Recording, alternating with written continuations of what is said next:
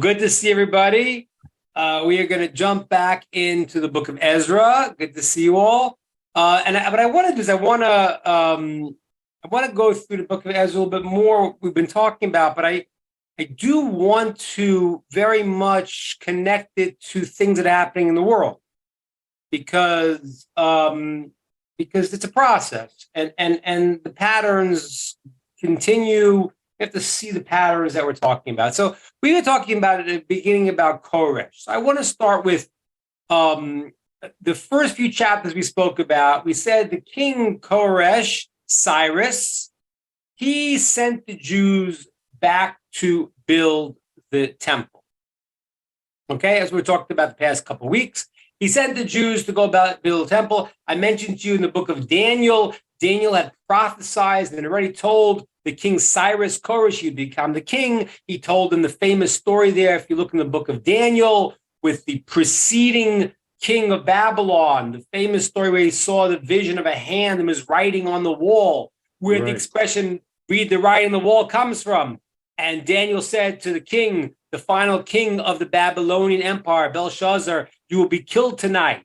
And that happened, and the Persian Median kingdom started. And that was going to be this kingdom of Cyrus. It was first started by his father-in-law, who was Median, and there was a treaty between Media and Persia, and he became the second king after a year after his father Darius died.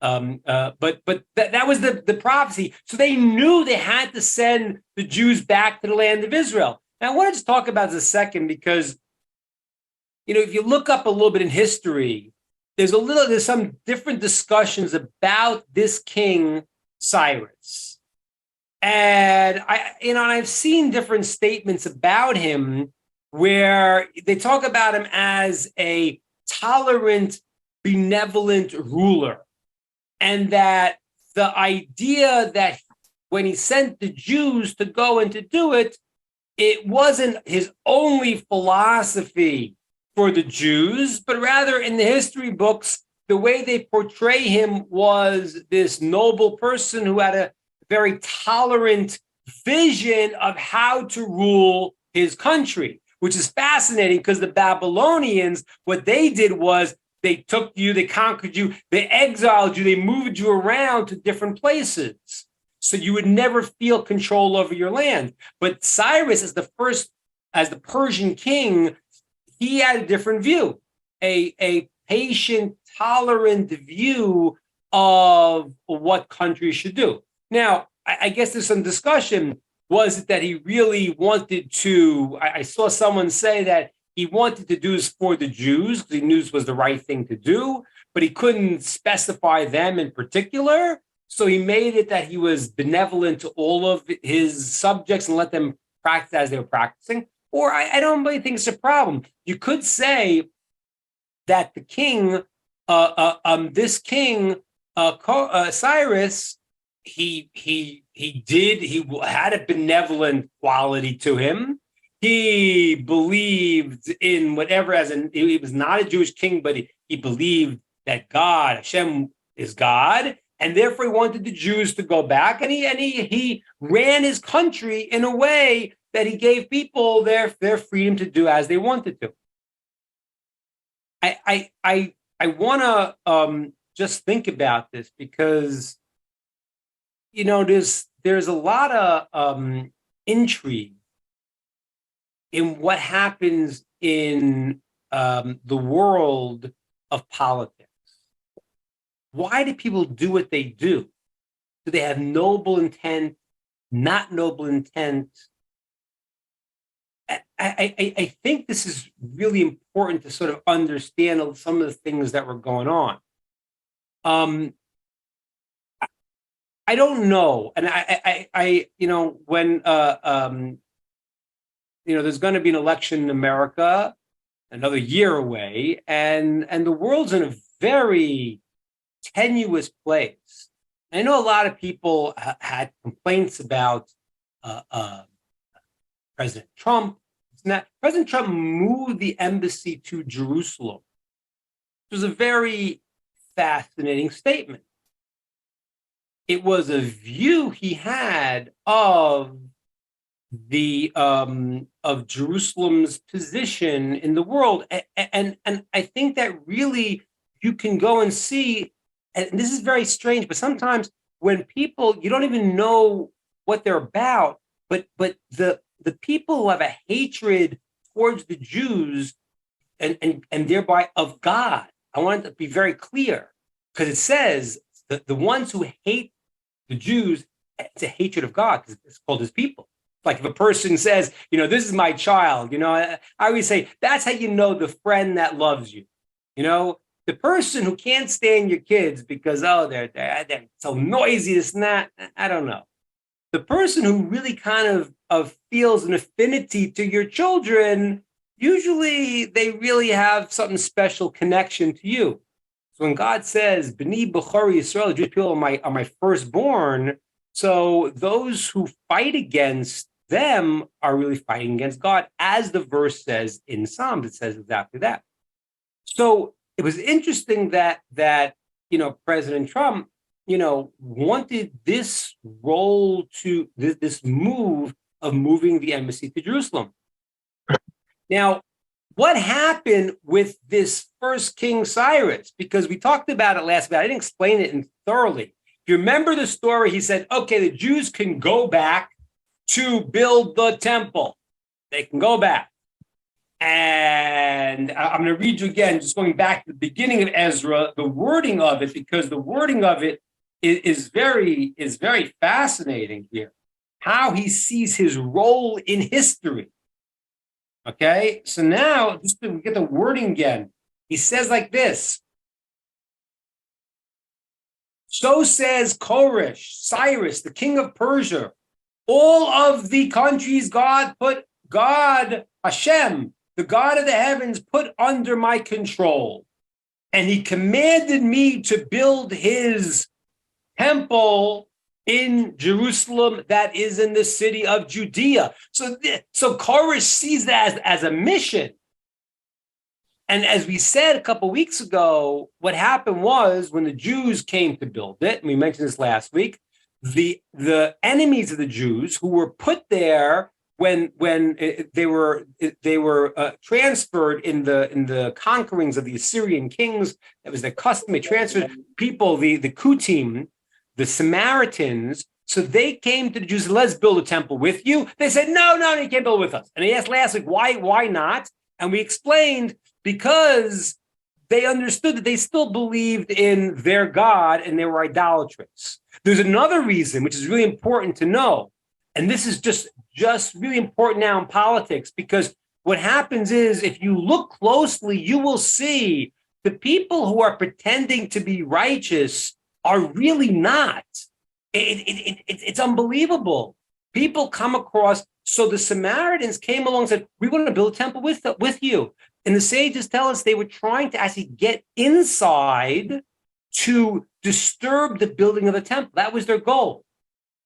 That was why the rabbis sensed there's something not right with these guys. What's their objective here? And they said no. Now, when they go and they complain, I mentioned this last week, they sent the letter to the first king Cyrus, and they said, the Jews are building a rebellious city. Okay? Now, I'm going to answer a question. We talked about this last time, but I want to explain a little bit better. That's a very dangerous lie to say, right? Because if you go and say they're building the city, they weren't. They were only building the temple. They weren't building the city wall. That's going to happen later. So how could they say a lie to the king that's so obvious? So let me explain to you what they did. And I mentioned this last time. I was explaining a little bit more. What happened was the Persian rule was trying to let everybody act in their own unique way. Everyone, tolerance in the kingdom. You want to do this, you want to do that, do what you want to do. So they had people wanted to write a letter to the king. They could write in any language, that was their language. And the king had two scribes who would take the letter in the language. They would translate it into Persian, send it to the king. The king would send the answer in Persian, and they would translate it into the language of the people that sent the request. So if you look there in the beginning of Ezra, what happened was the wording that they wrote was very strange. They wrote, The Jewish people, I'll read you the words, you'll see it. They were like this. They said, you should be, it's in verse 12. It should be known to you, the king, the Yudoi, the Jews you sent up, Eliana Atulushlaim, they came to Jerusalem. It's chapter 4, verse 12. It is a rebellious city. Ubeishta, and evil. Banin, they're building. Shuraya, Shachlila, Ushaya, Yachit. They are building the city, and they are making it. They're going to rebel against you. Now, the wording is funny because you can read it two ways. Like this. Just watch this. What happened was the king Cyrus said they can build the temple. He didn't talk about building a fort, a wall around the city. He didn't say that. So what happened was they wrote in the letter like this. The Jews are building. They're building. The Jews of this evil, rebellious city are building. Now watch. You can read it two ways.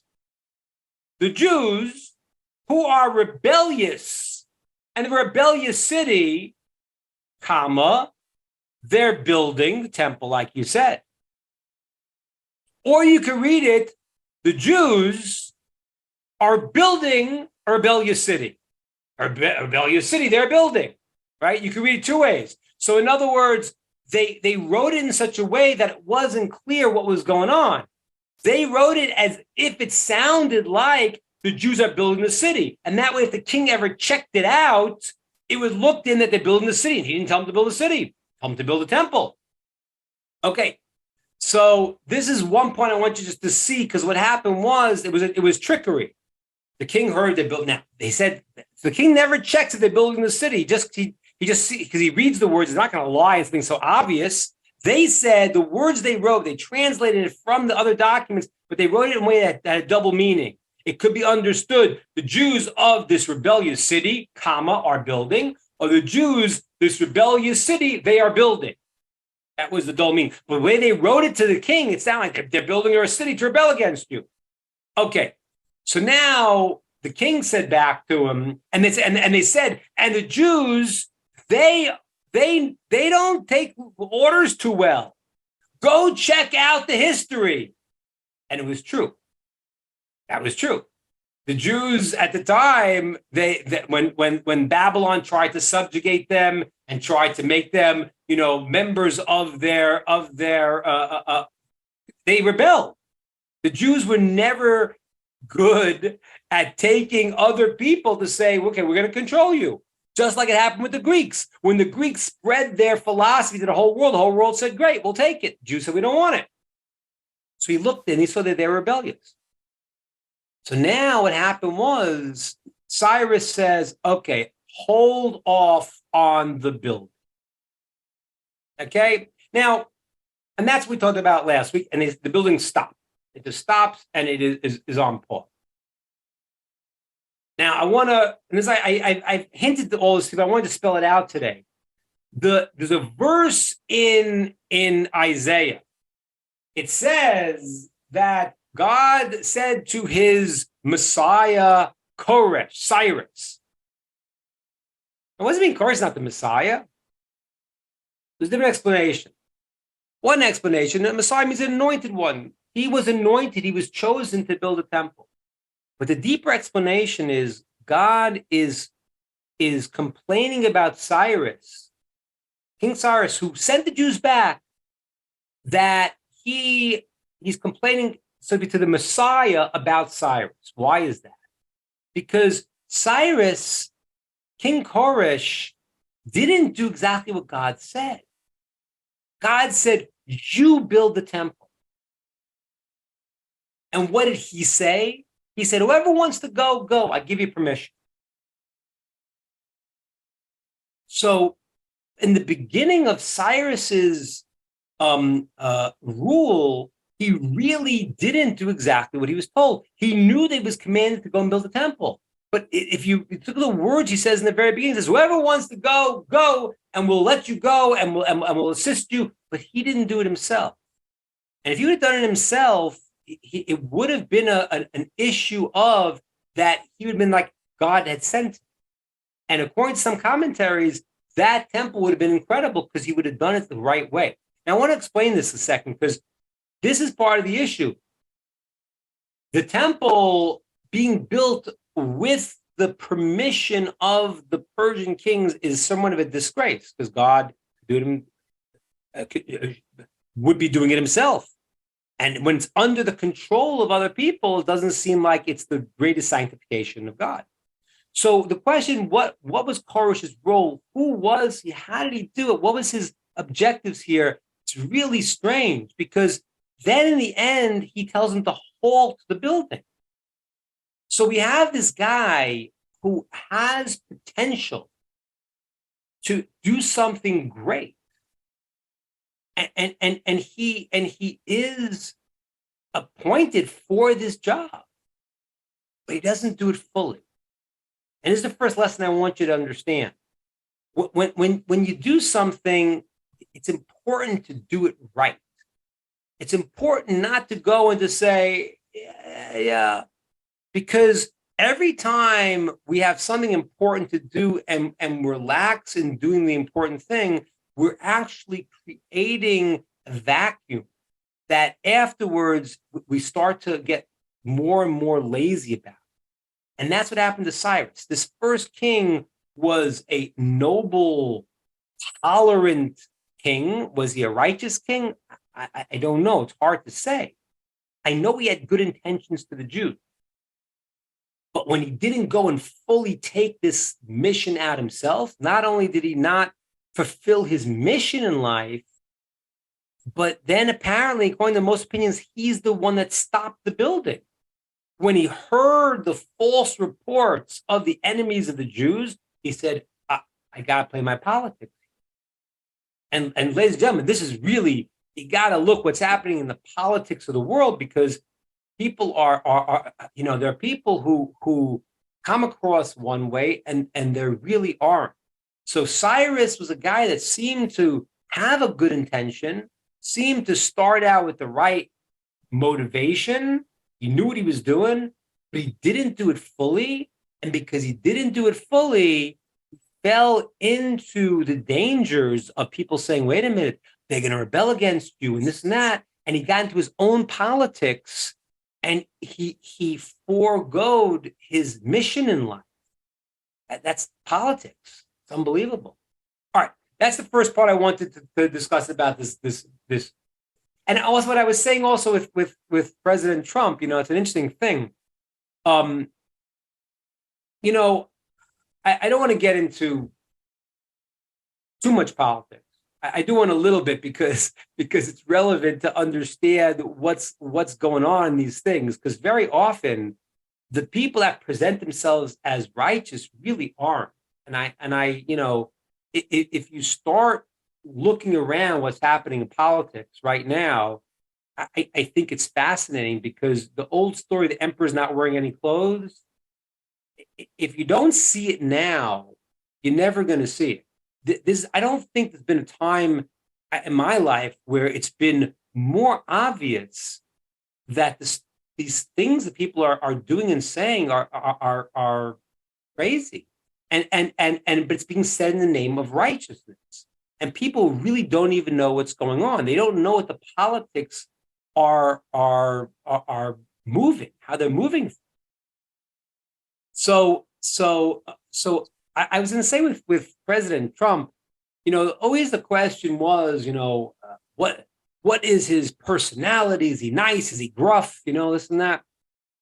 And in a certain sense, as far as, let's say, a Jewish leader, the king has to be a righteous, holy person. If he's not, he can't have the job. But I don't know if the first Cyrus that he was, what he was. I don't know if he was an egotistical person. I don't know if he was a haughty person. I know that he had a vision of doing something that was right. And therefore, that is crucial. What is the leader of the country trying to do? What's their objectives? Are they trying to destroy? And you should look very carefully, because if their objective is the undermining of the Jewish people, and it's subconscious, that means really subconsciously they're on the wrong side of history and they're on the side against Hashem. So, I'm coming back to what happened in the past, but the idea of when they moved the embassy to Israel, to Jerusalem, that was a statement of let's be honest and recognize the Jewish sovereignty in the land. And that's what Korah started to do. He didn't succeed. He didn't finish his mission. He got involved in politics. He was then afraid he would lose his power, whatever he did, and he halted the building. But that is lesson one to watch in terms of what's the motivation, and the way to test the mettle is to see what is the relationship to Israel, what is the relationship to the Jewish people, because subconsciously even it's a relationship to God. I'm going to open questions on the first part about Cyrus. Any questions about that and the politics, and I'll try to elaborate that, and then I'll go on to my next. Ayala is asking us like this, is like, what's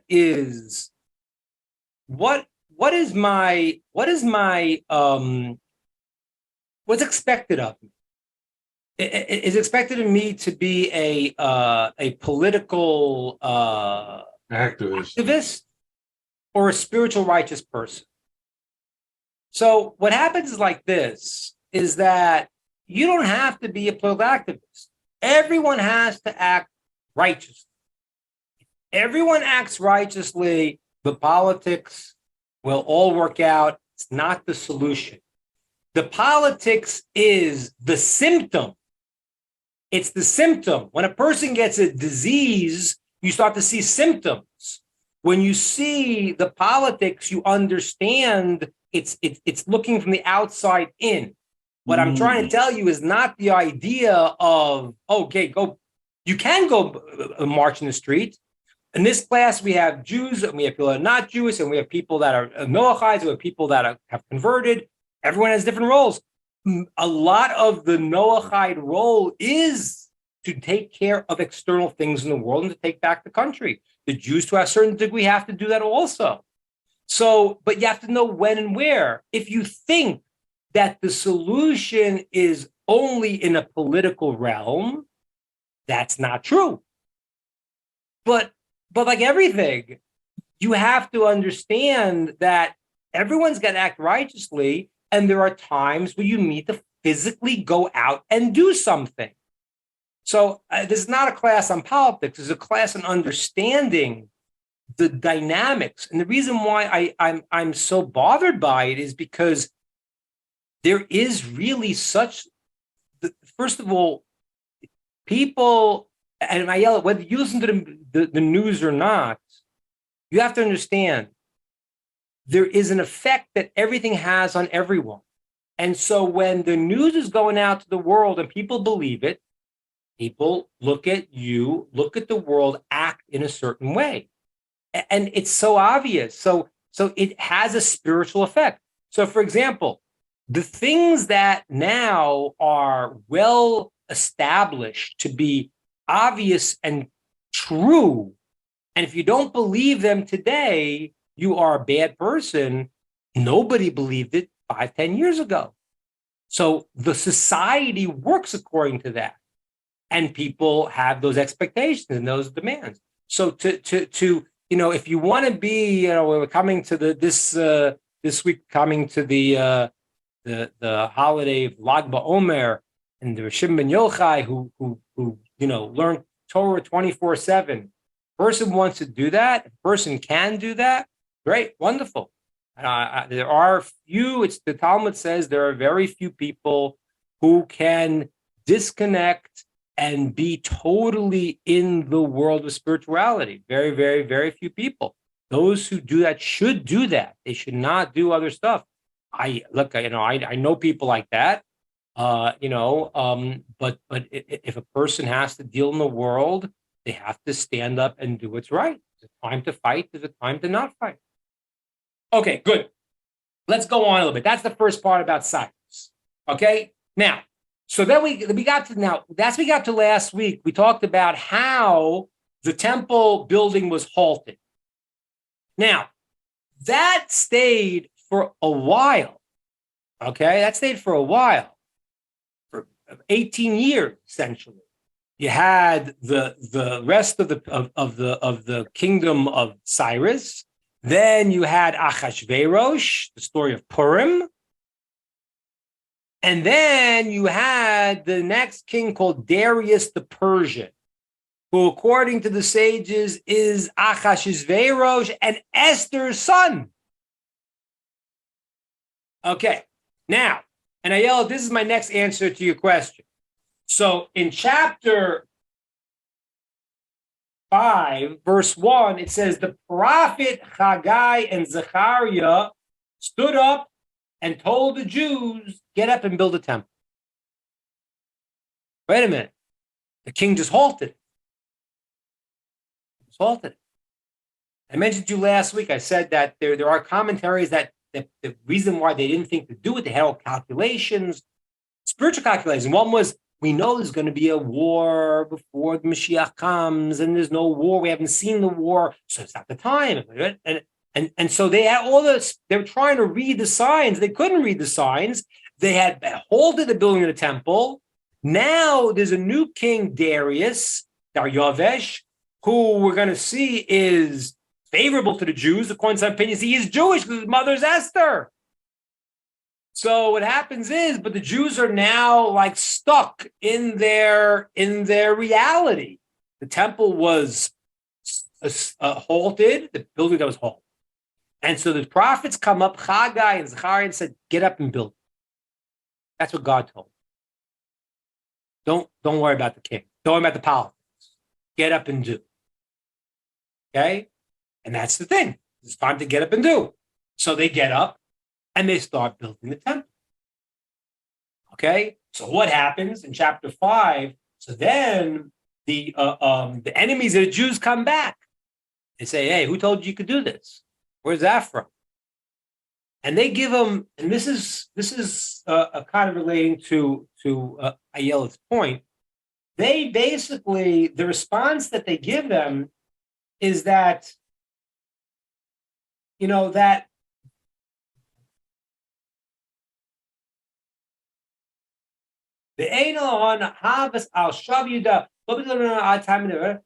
they say that Hashem wants us to build his temple. That's what we're doing. You want to check with the king? Check with the king. This is an important thing where here they're not going through any political intermediary. They're saying, God told us to do it, we're doing it. Okay? Fantastic. So these people say, okay, they say, go and ask Darius. Go and ask the king. But the king of the universe told us to do it, and we're doing it. Okay. So they sent now a message to Darius. Oh, and the Jews say this. Listen to this. This is very important. The Jews say, well, King Cyrus had given us permission to build a temple. Started it, so we're just continuing it. Now, that's, I told you before, an amazing thing, because whenever the king writes a decree, he can't undo it. And they say, go check it out. It's already a decree in the Persian documents that we have. And they go and they search, and they find the document that said, written years early, 18 years earlier, that the Jews can go build a temple. And now Darius stands up and says, and whoever tries to stop them from building their house, I'm going to destroy their house. I'm going to take a beam out of their house, hang that person on it, and destroy their house. So now this new king, Darius, the Persian, he stands up and he's very adamant about building the temple. And he says that, he's going to support them in every way that he can. Okay. All right. Now, so Darius seems to be like an amazing king. Right? He gives them the right to build a temple. He says anyone that tries to stop them is going to be killed.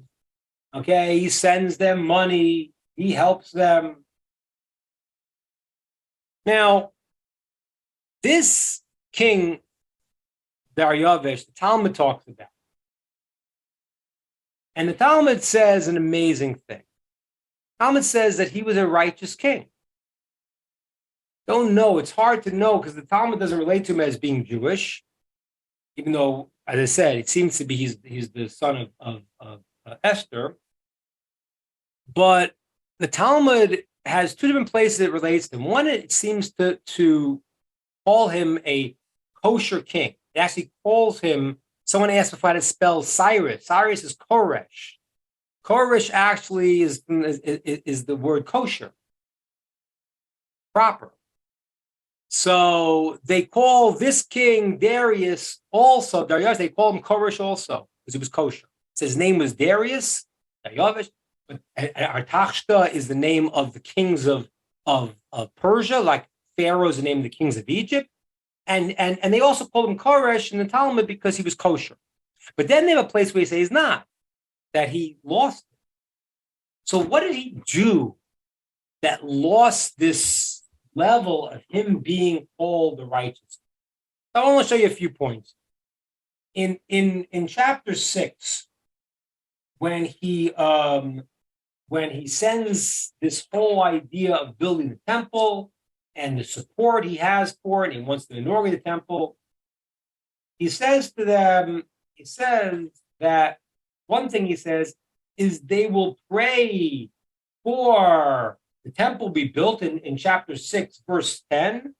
They'll bring offerings to the God of the heavens, and they'll pray for the life of the king and his family. So, first of all, the Talmud has a whole discussion now. How pure was his motivation?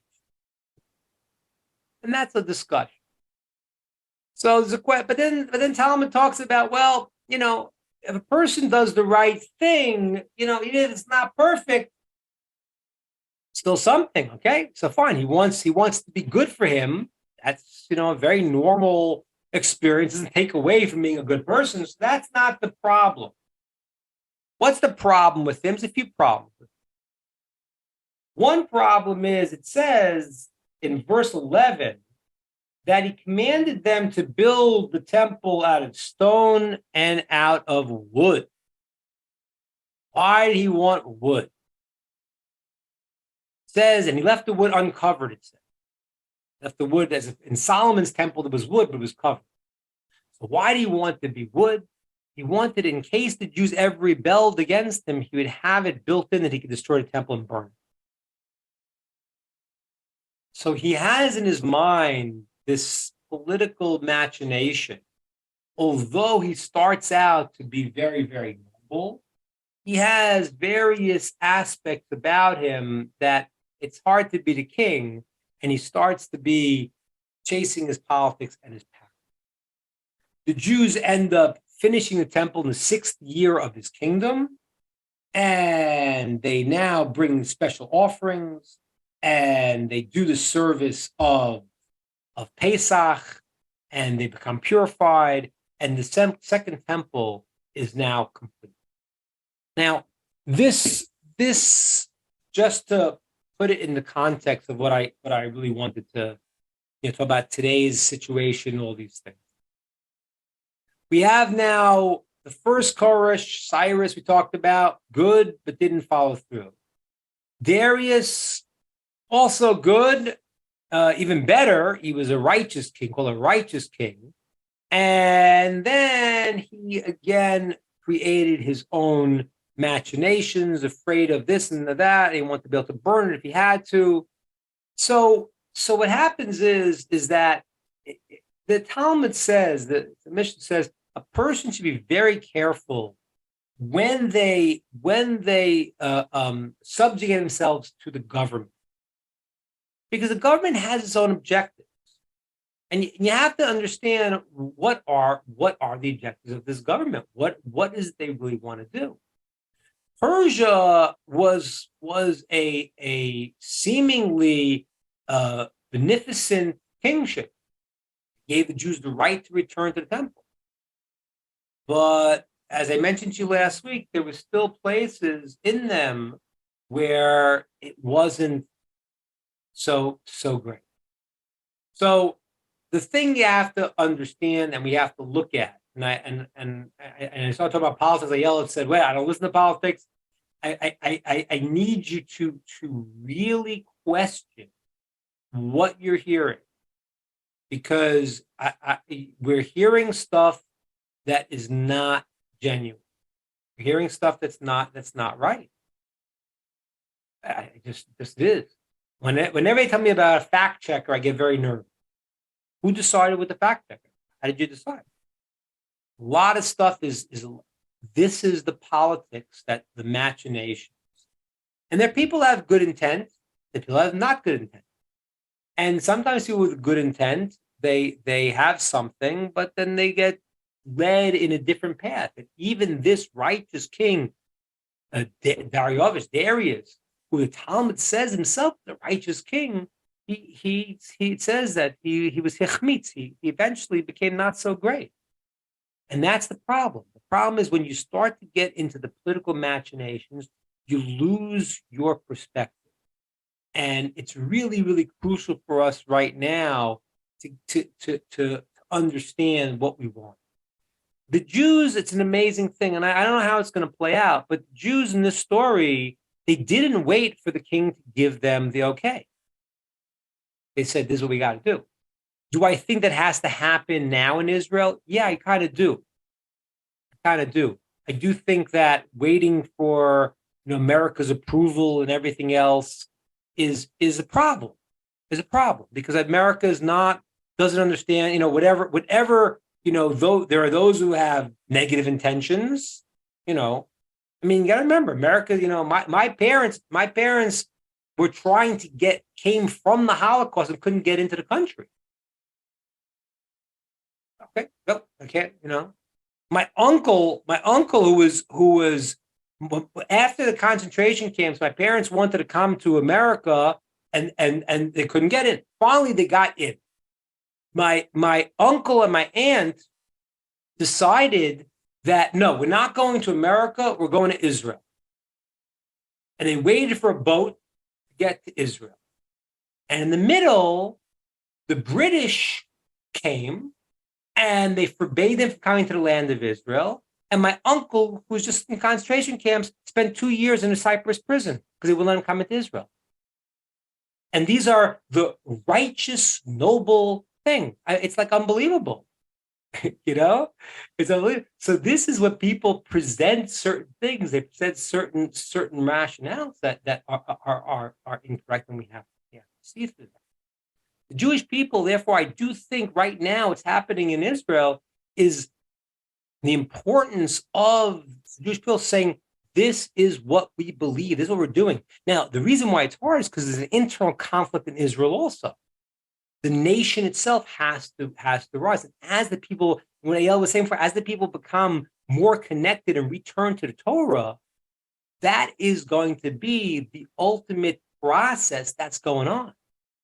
And I'm going to give you a one quick thing from what we're going to see from next week when we go into, because this is really how it all ties together.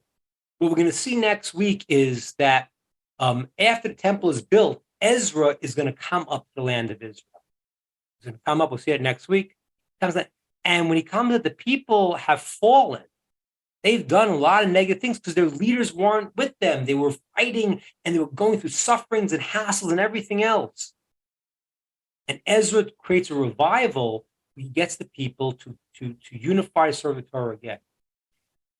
In Jewish history, what happened was the Jews were in exile for many years, and they were persecuted. And in the mid-1800s, there was a process in Western Europe where they were talking about emancipating the Jews, letting them go to university, letting them get jobs. They couldn't have jobs. The only job they could have was to be a money lender. They couldn't own land. And for some reason, even though the Christians nullified the entire Torah, they kept the law of no interest. It's kind of funny because they get rid of everything else, but they did it because they figured that was going to create, a bond amongst the people. So they made the Jews lend the money because they couldn't lend money because for some reason they kept that law of not lending, and the law of not lending is not evil to lend money from interest. That's not evil. It's just you don't do it to your mother. That's not nice. The Jewish people amongst themselves can't lend an interest. They made them lend an interest, and the Jews are persecuted. In the mid-1800s, they created a movement called the Reform Movement, Judaism. Now, this is not at all connected with the original laws of the Torah. It actually says it. They reformed it. They changed it. They wanted to separate from the laws of the Torah, try to get accepted by the non-Jews that were persecuting them, and they thought they can get emancipation by being more like the nations. They introduced an organ into the service. They changed the laws to make them more seem like the nation. Now, it didn't work. Didn't work too well. Didn't work. And that's what, the whole. Let's say it didn't work. So the Jews did not remain they were still persecuted. In the 1960s, something very fascinating started to happen. All of a sudden, the Jews were allowed to go to university, allowed to do this, allowed to do that.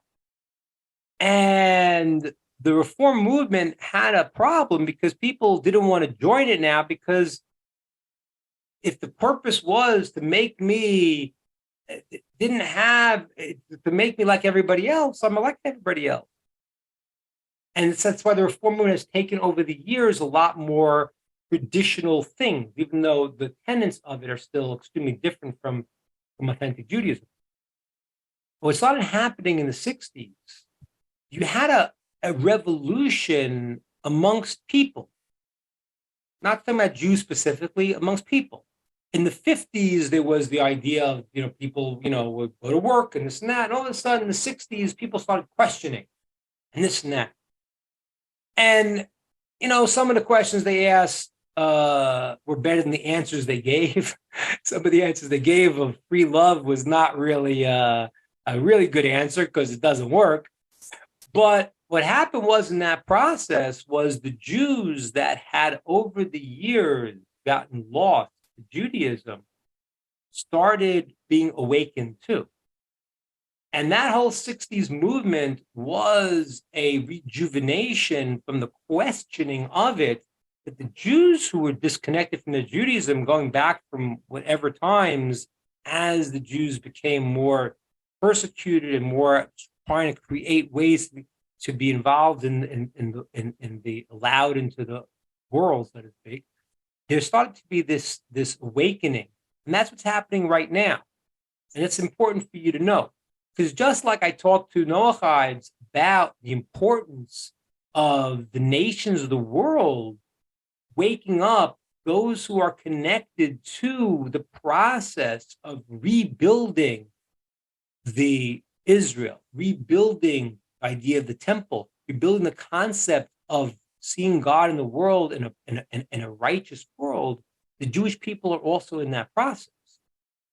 And that's similar to what's happened in the story of Ezra. Usually before there is a reawakening, there is a fall. That's just the way it goes. The darkest hour is before the dawn. And so very often people get lost, and then they start to see, they start to wake up. That's happening on a world level. That's happening amongst the nations, and it's happening in the Jewish people. And I'm going to end with the answer to Ayelet's question before. You got to do both. You have to go and you have to wake ourselves up, nations of the world, the Jews, do the right thing. And then when you want to do the right thing, sometimes you need to stand up and do. The Jews had to go and build a temple. They had to say, we're going to risk it. we're doing what's right. And that ability, that conviction to do what's right in the world has to come into play. And that's what we need to do right now, is to take all steps that we have to do to make the world a better place, and to see through the lies, because the politics and the lies and the backdrop that you see in the story of Ezra is going on today just as bad, if not. So let's stay strong. Remember, the Nazis, before they started the extermination, they forbade the Jewish shechita. The way the Jews killed the animal is the least painful way. I have a friend who has the medical person who shows you that's the least painful way. Torah, the way it describes to kill the animal in the least painful way. But the Nazis, they forbade it, saying it was cruel. Okay? So the people that killed millions and millions of people, they claimed that this is cruel.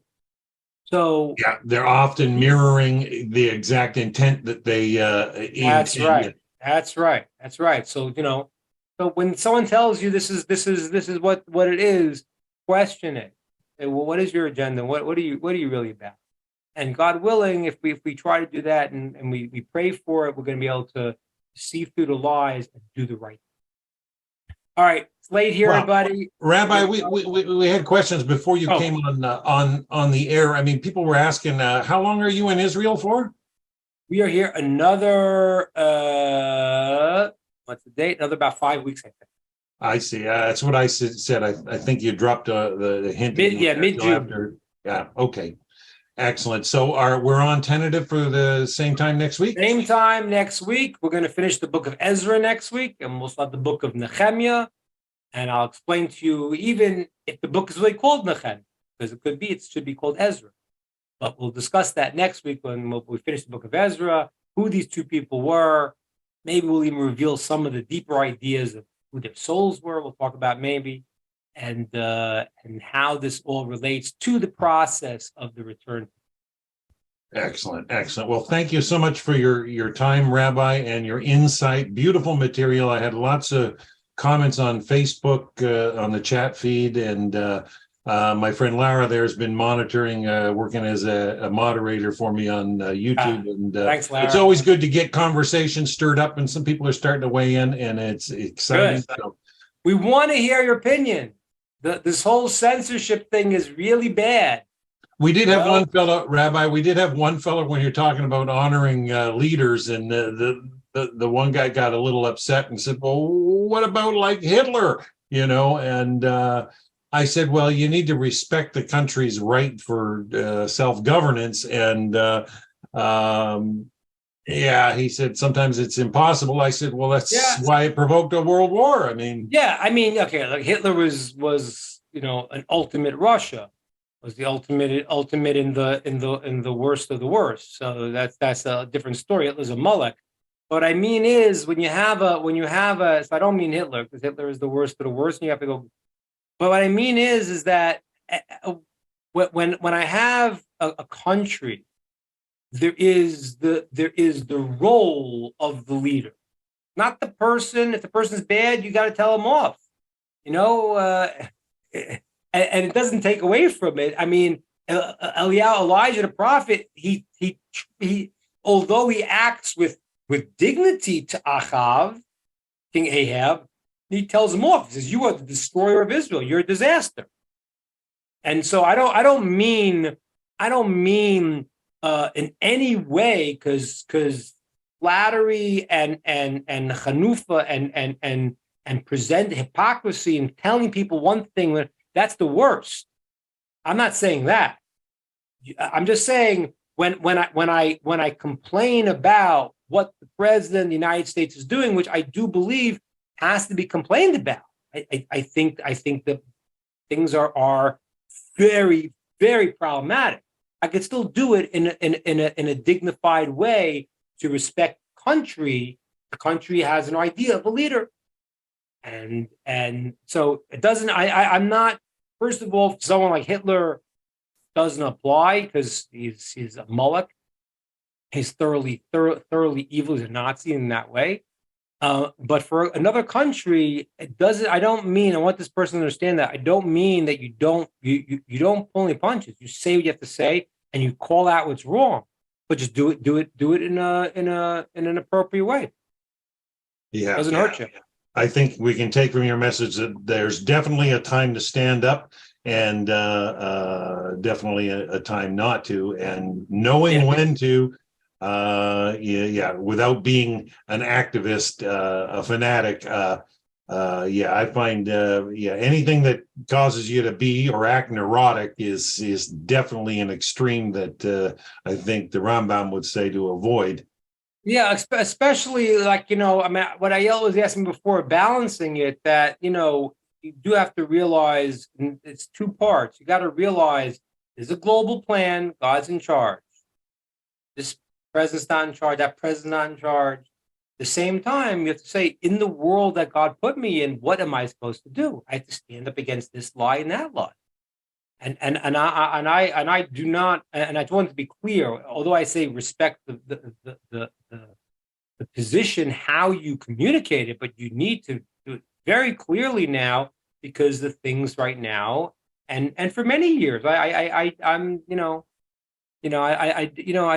know. You don't know. And maybe Robert F. Kennedy becomes president, maybe we'll find out some old baggage about what happened. Yeah. It's like I don't know how long they've been hiding it for. It's like, but now it's like things are out because everything is recorded. So all of a sudden you start saying, wait a minute, what's going on here? What FBI was spying on the presidential candidate and the president, on President Trump. I mean, like, what is that? This is dangerous stuff. This is dangerous sedition. How long has it been going on for? I don't know, but it's as long as politics has been around, I'm no doubt. Right, and that's really what we see in the story of Ezra. Also, these people that not from the side of Ezra and his colleagues, but from the side of the people playing around with the Persian kings. This politics. Yeah, power-hungry control freaks are always sticking their nose where it doesn't belong. That's right. But also what you see is that they have different agendas, and the problem is, and I think this is really the biggest problem in America, is that what America stood for largely was the concept of freedom, which is the concept that a person has the right to pursue a meaningful life, whatever they determine that's meaningful. Right, that old Superman quote, that truth, justice, and the American way had meaning at one time that I don't think it has any longer. It doesn't, right. So the meaning was because, as I said, freedom was a value as coming out, which is what this Persian king was doing. Also saying, listen, okay, you want to decide this is the way you want to act, think this is right. So as long as you're not encroaching on someone else's rights, then you should be free to express what you need to, because otherwise you're not a human being. And that's a very noble thing, because everyone in the end is going to be judged on how they live their life. And if you prevent me from doing what I believe is right, it's very, very terrible. That's not what's going on anymore. There's a completely different agenda. And if I want to give it any benefit of the doubt, the benefit of the doubt is that people, have understood the Jewish concept of helping the downtrodden and helping the oppressed, and that those are extremely noble qualities. But what's happened is it's turned into its own. It's weaponized. Yeah. Weaponized now, where it's like, okay, so now I'm going to subjugate you because you're no good. You're not doing what we want. Yeah. That's right. Yeah. So it's the same thing. It's like, the song remains the same. The song remains. And if we're already going to quote good rock and roll songs, Dan, I'll tell you, the Who had a great line. It says, "Meet the new boss, same as the old boss." So when these guys go and they start the revolution, we won't get fooled again. That's right. So what's happening is now these guys are like, yeah. But the danger here is that you've moved away from the concept of freedom, which was a noble concept. It wasn't wasn't a holy concept, but it gave people the rights to be what they wanted to be. You've moved away from that, and now there is an idea of the government controlling what you are allowed to think, what you're allowed to do. It's really real. I'm not, It's I end with this, social. Dan. Yeah. Just because, it's not a good thing to be conspiracy theory. It's not good unless there's a conspiracy going on. That's not a bad idea. That's my thought. Wow. Well, on that, Rabbi, I should let you go because I know your time is important. And thank you for staying up so late for us in Israel. And I do appreciate these classes so much. So we will be back next week with our Working Together series at the same time, hearing more from Rabbi Karmi Ingber on finishing the book of Ezra. I look forward to it. And I just wanted to give a special thanks out to Sandy Wells for hosting the Zoom meeting, the NETIV Zoom meeting in Rod's absence because he's away today. And thank you, Sandy. And so we're going to sign out for today. Until next week, have a wonderful, wonderful week, everybody. Bye for now.